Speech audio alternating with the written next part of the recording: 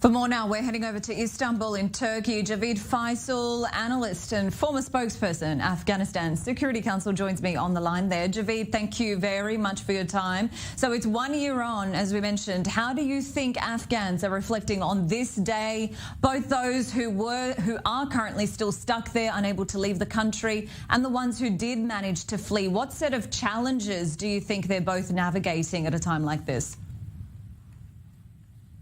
Afghans have lost everything.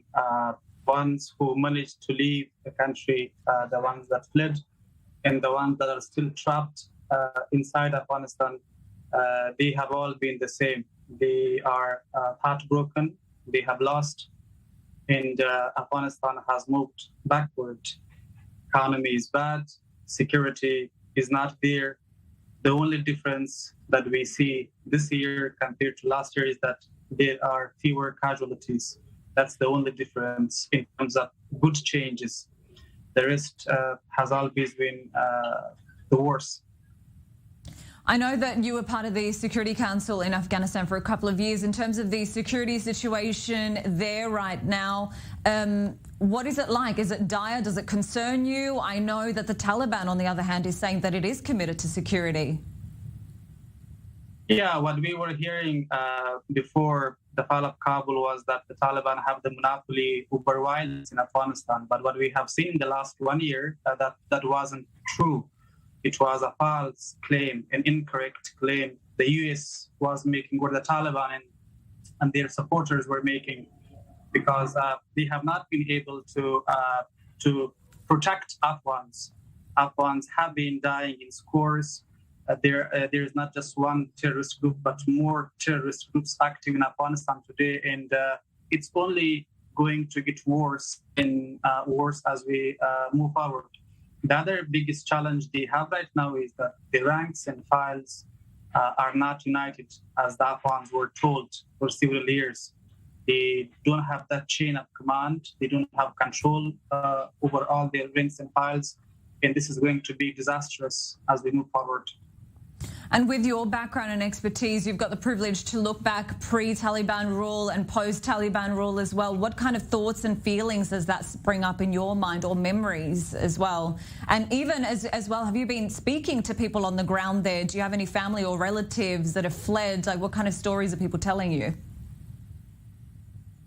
They have all been shattered.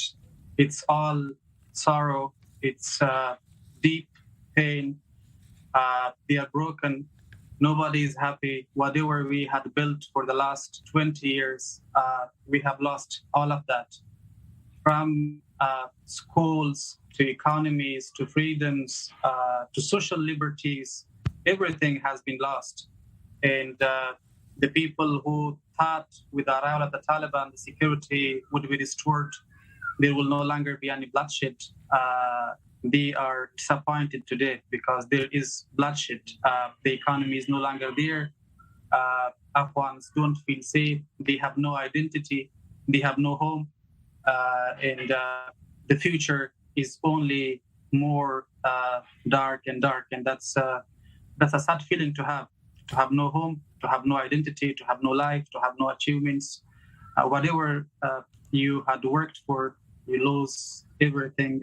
It's a very, very difficult feeling. Like for me personally, I was part of the government, but you can ask every single Afghan, you can go to social media, you can see all of them.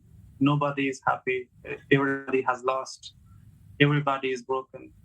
And all hearts and emotions are shattered. The dreams we had are no longer there. Our dreams were taken from us, and our country was taken from us. Well, these feelings of hopelessness and brokenness and people feeling shattered, if there still isn't any certainty right now, a year on, what's to say that 2 years on, 3 years on, 4 years on, 5 years on, that there will be any certainty for the people still living there? Well, I think 22 million Afghans are starving today. They don't have enough food. There are no employments. And there is no sense of priority within the ranks and files of the Taliban.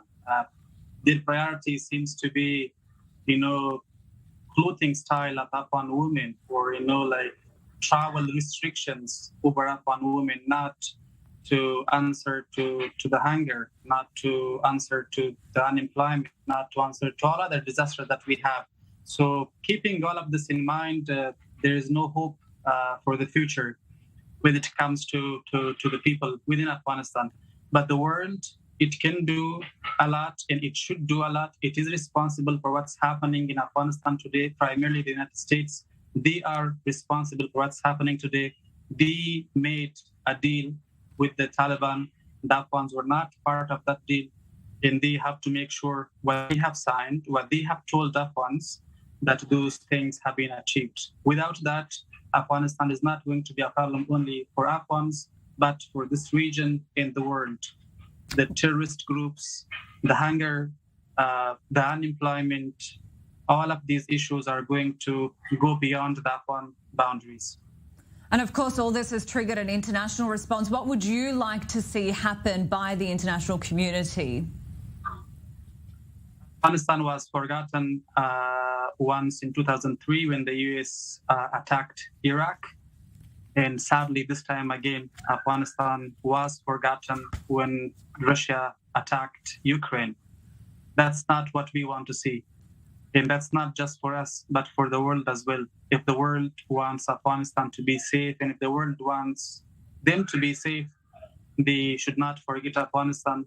They should find ways to support the Afghans' efforts for democracy, for governance, for economy, for employment, for all sorts of purposes that Afghans are working on today. If they do not support Afghanistan, Afghanistan is definitely going to be a global crisis again. Yes, thank you so much. Javeed Faisal, former spokesperson, Afghanistan Security Council, joining us from Istanbul in Turkey. Appreciate your time.